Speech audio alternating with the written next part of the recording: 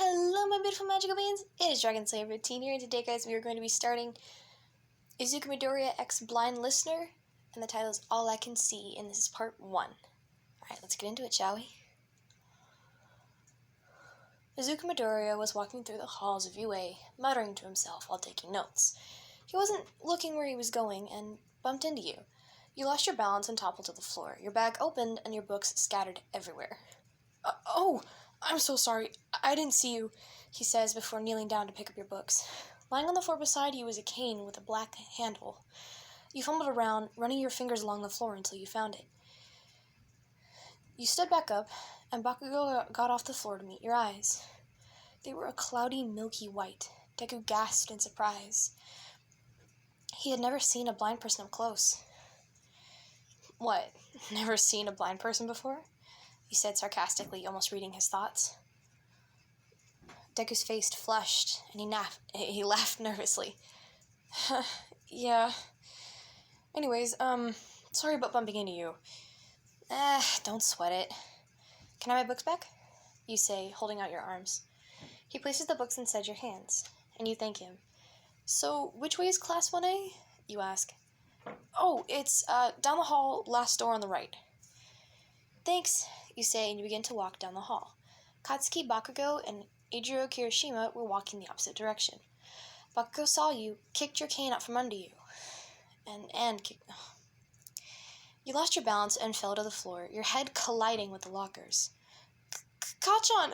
Deku yelled, running over to you. Why did you do that? He demanded. Your forehead stung, and you knew that you were bleeding. Bakugo scoffed. Blind people can't be heroes. They're weak. You looked in his direction. Your eyes flared a bright violet color. Bakugo's nose began to bleed. He covered it with his hand.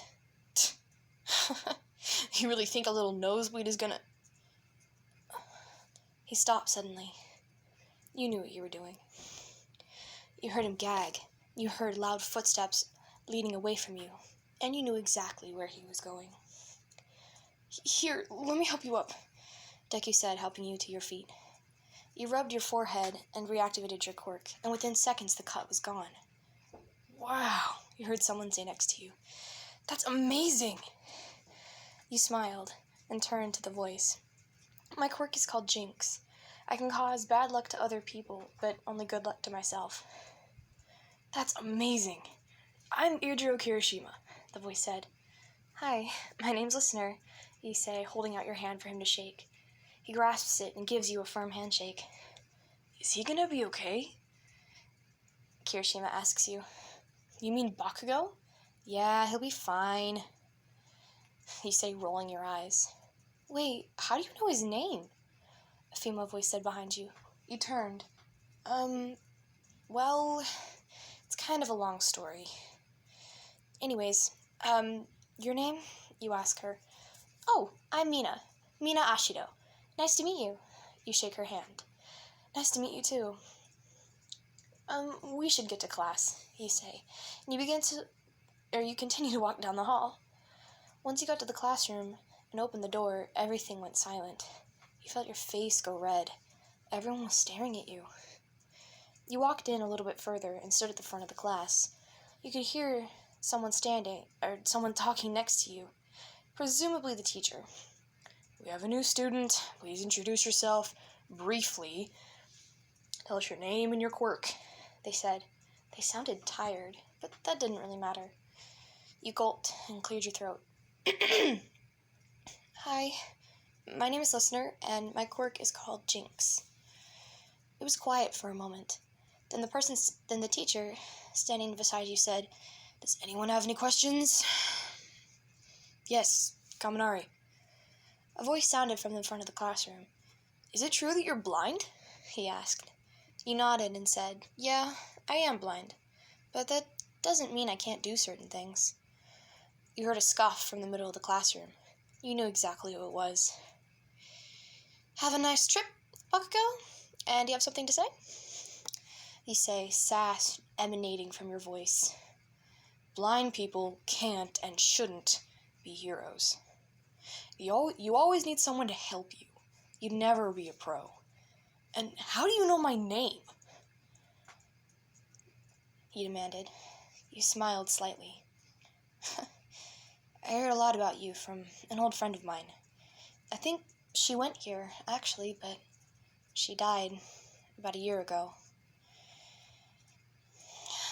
You say, your mind racing back to memories of the past. Whatever, just sit down. I'm Mr. Ozawa, by the way, the teacher said. Okay. You nodded and sat down in an empty seat. Time skip. You were standing on the roof. You could feel the cool breeze on your skin and the sun on your face. It was calm and peaceful, just the way you liked it. You activated your quirk. You knew that people would be coming up here for lunch, so you decided, why not play a couple pranks? You stood there for a moment, just anticipating someone to come up. Then you felt an itch around your neck. You scratched it, but then something began to feel wrong. Very wrong. Your quirk felt different. But it wasn't a good kind of different. But then the feeling became all too familiar. Your quirk was malfunctioning. Dang it, you thought. I can't play pranks now. It would be okay as long as you didn't hurt anyone. So you decided to not do anything. But then the itch came back at your neck. You scratched it again, but this time a little harder. But then you felt something. There was this burning, stabbing sensation that sent shockwaves down your body. You put your hands to your throat. What had happened? Then something hot and thick was pooling in your hands, running down your arms. You realized in horror that it was your own blood. You had slit your own throat. You collapsed to the ground, struggling to breathe. Listener! You heard Deku scream. He ran up to you, picked you up off the ground. You could feel your fingers starting to get cold. You were losing so much blood. You grabbed his arm to try to get his attention, tried to say something, but all that came out was a gurgled croak. Your eyes rolled up in your head and your eyelids fluttered shut as you lost consciousness.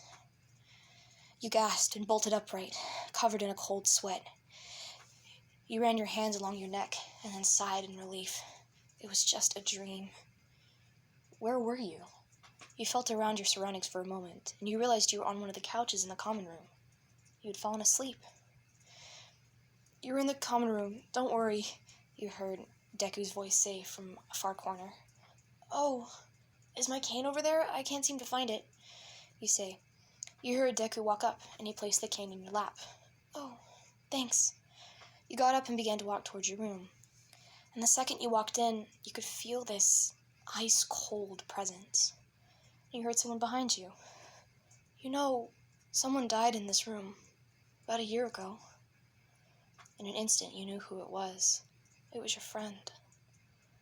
What did she die of? Do you know? She died of Hanahaki disease, Deku said. You could feel the sadness dripping from his voice. She loved Bakugo, but he didn't love her back until the last minute. She didn't make it.